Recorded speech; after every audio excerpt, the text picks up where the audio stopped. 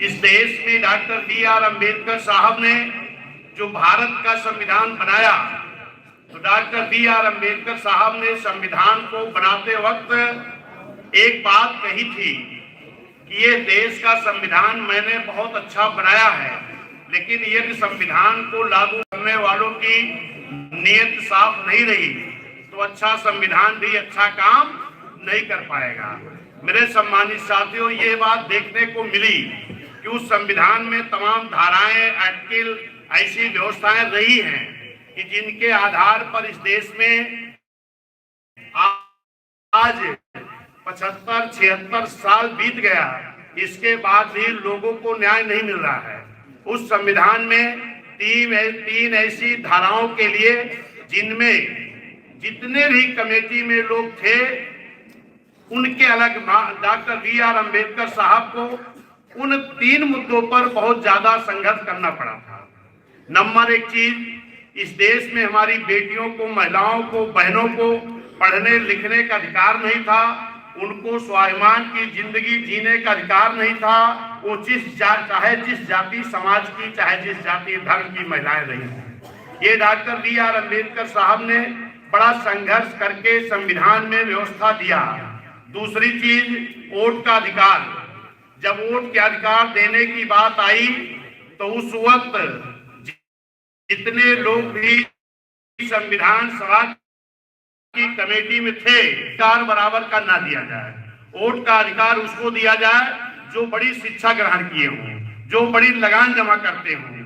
इसका मतलब कि अगर उस वक्त शिक्षा के बारे में देखा जाता तो शायद यहाँ जितने लोग हैं इसमें कोई भी व्यक्ति उस वक्त स्नातक की डिग्री नहीं दिया था, तब उनको वोट का अधिकार नहीं मिलता।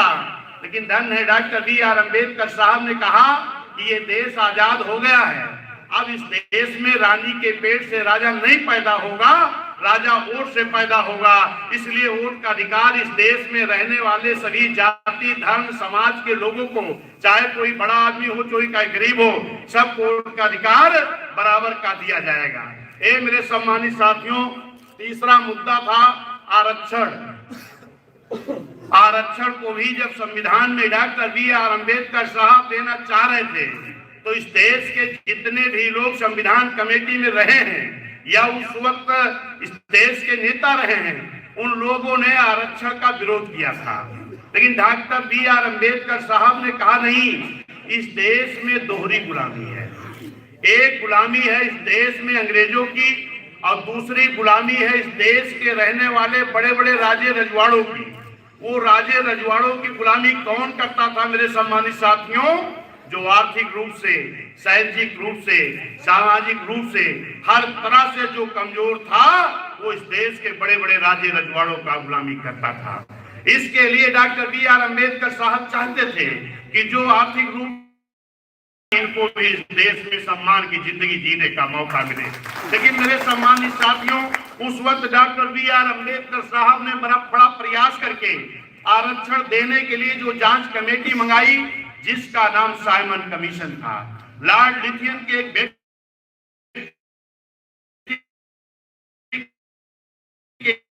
के नाम से एक कमेटी बनी, तो इस देश के रहने वाले जो लोग आपको आरक्षण नहीं देना चाहते थे, ऐसे लोग उस साइमन कमीशन का विरोध कर रहे थे। लेकिन धन्य है डॉक्टर बी.आर. अम्बेडकर साहब, उन्होंने अथक प्रयास करके, संघर्ष करके जब साइमन कमीशन इस देश में आया तो दिन भर तो साइमन कमीशन के साथ डॉक्टर बी.आर. अम्बेडकर साहब सर्वे दिन भर कराते थे और रात में पिछड़े लोगों के बीच में जाकर के ये समझाने का काम करते थे कि कल आपके गांव में भी साइमन कमीशन के लोग आएंगे, आप भी अपनी सही स्थिति को, जो सूची बन रही उस सूची में दर्ज करा देना।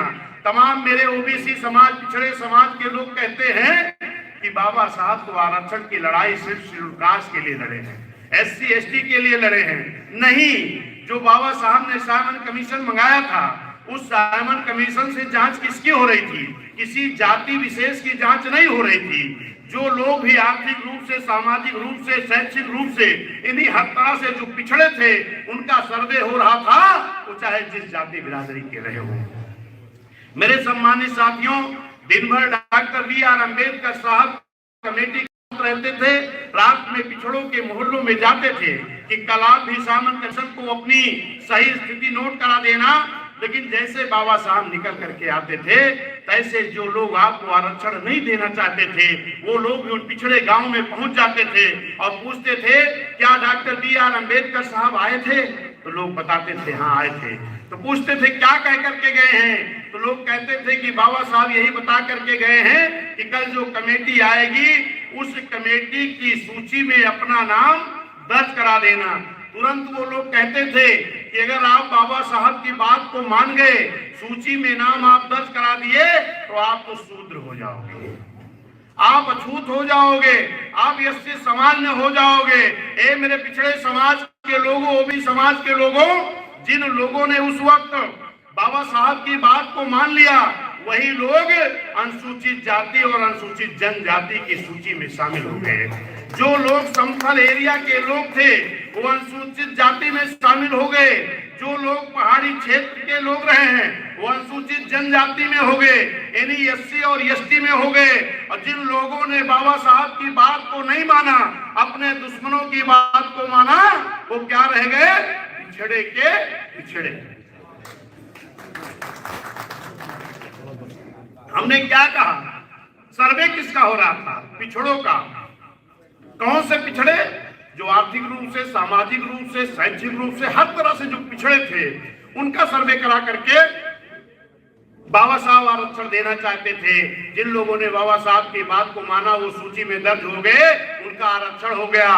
और जो लोग बाबा साहब की बात को नहीं माना, वो खिड़क के पिछड़े रह गए, वही आज OBC है।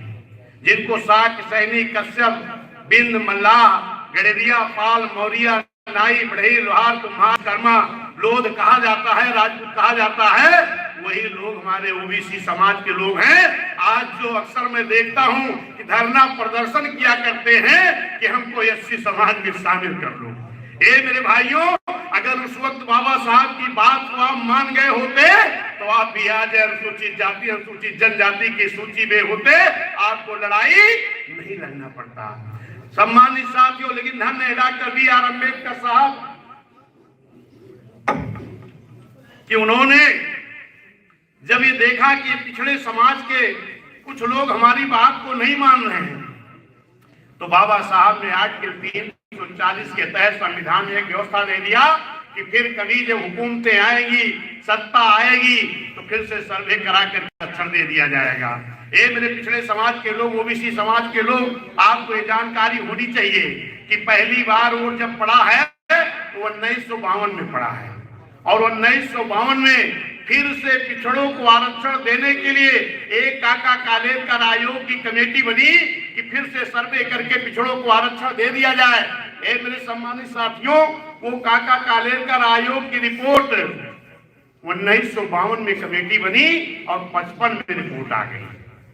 लेकिन इसके बाद भी इस देश के हुकूमत करने वाले लोगों ने आर्टिकल 340 के तहत संविधान में व्यवस्था होने के बाद भी, काका कालेलकर आयोग की रिपोर्ट आने के बाद भी मेरे पिछड़ों को, OBC को आरक्षण नहीं दिया गया।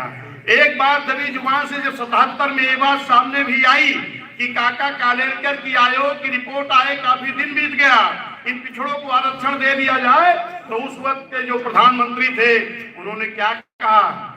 ये रिपोर्ट तो पुरानी हो गई है, इस पे आरक्षण नहीं दिया जा सकता। फिर से दूसरी कमेटी बनी जिसका नाम था मंडल कमीशन। मंडल कमीशन 77 में बनता है, 78 की लास्ट तक उसकी भी रिपोर्ट आ जाती है। लेकिन मेरे सम्मानित साथियों, फिर भी पिछड़ों को आरक्षण नहीं दिया जाता है। इस देश के हुकूमत करने वाले लोगों ने पिछड़ों के साथ बहुत बड़ा भेदभाव अन्याय किया है, लेकिन ये पिछड़ा के समझ में बात नहीं आती है। आपका आरक्षण कब मिला? आपका आरक्षण मिला 90 में मिला है। और 90 में जब आरक्षण आपको मिला है तो कैसे मिला, मैं जरा उस पर आता हूं। मेरे सम्मानित साथियों, उस वक्त इस देश के प्रधानमंत्री VP सिंह जी थे और उप प्रधानमंत्री चौधरी देवीलाल चौटाला जी थे। मानवर कांसी राम साहब बहुजन समाज पार्टी और माननीय बहन जी लगातार ये संघर्ष कर रहे, आरक्षण दे दिया जाए। लेकिन मेरे सम्मानित साथियों, पहली बार शायद आपके ही मंडल में बिजनौर है। बिजनौर से मान्य बहन जीत करके आते हैं और रामकृष्ण यादव जी आजमगढ़ से जीत करके आते हैं। मान्य बहन जी 89 में जीत करके आते हैं और प्रधानमंत्री बीपी सिंह जी रहते हैं। जब मानवर कांसी राम साहब कहते हैं मान्य बहन जी से कि अब आप पार्लियामेंट तब तक नहीं चलने देंगी जब तक पिछड़ों का आरक्षण लागू नहीं हो जाएगा, और मैं वोट क्लब बोर्ड पर रैली करने चल रहा हूं, धरना करने चल रहा हूं, और ये बहुजन समाज पूरे भारत देश में तब तक आंदोलन करता रहेगा जब तक पिछड़ों का मंडल कमीशन लागू नहीं हो जाएगा। मेरे सम्मानित साथियों, इसी उत्तर प्रदेश में बनारस मंडल के जनपद गाजीपुर में शेड्यूल कास्ट समाज के लोग पिछड़ों को, ओबीसी के लोगों को आरक्षण देने के लिए संघर्ष कर रहे थे, धरना प्रदर्शन कर रहे थे। दिन दहाड़े उनको गोलियों से मार लिए मेरे साथियों, चाहे बहुजन समाज पार्टी कौन सी मेरी लड़ाई लड़ रहा है, मेरे साथियों उस वक्त यही नारा लग रहा था कि मंडल कमीशन लागू करो वरना कुर्सी खाली करो। ये मेरे सम्मानित साथियों, वोट क्लब बोर्ड पर जब मानवर कांसी राम साहब रैली कर रहे थे, चौधरी देवीलाल चौटाला साहब जो इस देश के प्रधानमंत्री थे, उप प्रधानमंत्री थे, उप प्रधानमंत्री जी ने मानवर कांसी राम साहब से कहा कि बहुत बहुत धन्यवाद, आप तो जन्म लिए हो शेड्यूल कास्ट समाज में, लेकिन लड़ाई पिछड़ों के आरक्षण की लड़ रहे हो। तब मानवर कांसी राम साहब ने कहा, चौधरी साहब आप तो पिछड़े में जन्म लिए हो, आप भी मेरे साथ इस लड़ाई में शामिल हो जाओ। तो उन्होंने कहा कि अगर हम लड़ाई में शामिल हो जाएंगे तो राजा बीपी सिंह हमको प्रधानमंत्री की कुर्सी से हटा देंगे। तब मानवर कांसी राम साहब ने कहा कि अगर अपने पिछड़े समाज के साथ नहीं खड़े होंगे तो वैसे भी आप इस कुर्सी से तो वैसे भी हटा दिए जाओगे। तब जब उनकी बात बनी तो चौधरी देवीलाल चौटाला जी ने मानवर कांसी राम साहब से दिल्ली की कुछ दूरी पर पानीपत में मिलने का एक समय रखा, और वहां पर मानवर कांसी राम साहब ने चौधरी देवीलाल जी को समझाने का काम किया। ताऊजी अगर तू तोलेगा तो लाल किला से बोलेगा। तोलेगा की मतलब कि मैं जो बात बोल रहा हूं, अगर इस बात को समझ गए तो आप कभी लाल किले से भी बोल सकते हो। इसलिए मेरी बात को समझो और इस पिछड़ों की लड़ाई में मेरे साथ आओ। जब चौधरी देवीलाल चौटाला जी ने मानव कांसी राम साहब से कहा कि चलिए मैं दिल्ली चल रहा हूं और अब कॉन्फ्रेंस करूंगा, तब जब ये बात राजा बीपी सिंह को, प्रधानमंत्री जी को पता लगा तो आनंद फानंद में जब वो आरक्षण देने की बात सोचने लगे तो उस वक्त बीपी सिंह सरकार को भारतीय जनता पार्टी का भी समर्थन था। भारतीय जनता पार्टी के लोगों ने राजा बीपी सिंह की सरकार से, प्रधानमंत्री जो बने थे उनकी सरकार से इसलिए समर्थन वापस ले लिए बीजेपी के लोग कि आप पिछड़ों को आरक्षण देने क्यों जा रहे हो। मेरे सम्मानित साथियों, तब मानवर कांसी राम साहब से राजा बीपी सिंह ने कहा कि आप हमें अपने तीनों सांसदों का दे दो समर्थन। मान्य बहन जी से कहा तो मान्य बहन जी और मानवर कांसी राम साहब ने कहा कि समर्थन तो दे देंगे लेकिन शर्त मेरी होगी। शर्त क्या होगी? जिन्होंने इस देश का संविधान बनाया, डॉक्टर बी.आर. अम्बेडकर साहब, आज इनको अभी तक भारत रत्न की उपाधि नहीं मिली है, इनको भारत रत्न की उपाधि मिल जानी चाहिए। और दूसरे, जिन पिछड़े समाज के लोगों की 1952 में कमेटी बनी और 55 में रिपोर्ट आ गई, अब आज 90 यानी कैसे साल बीत गया, 55 से 90 लगभग 35-38 साल बीत गया। 35 सालों तक जिन पिछड़े ओबीसी समाज के साथ धोखा हुआ है, इनका मंडल कमीशन की रिपोर्ट आई, इसके पहले काका कालेलकर की रिपोर्ट आई थी, इनको आरक्षण नहीं दिया गया।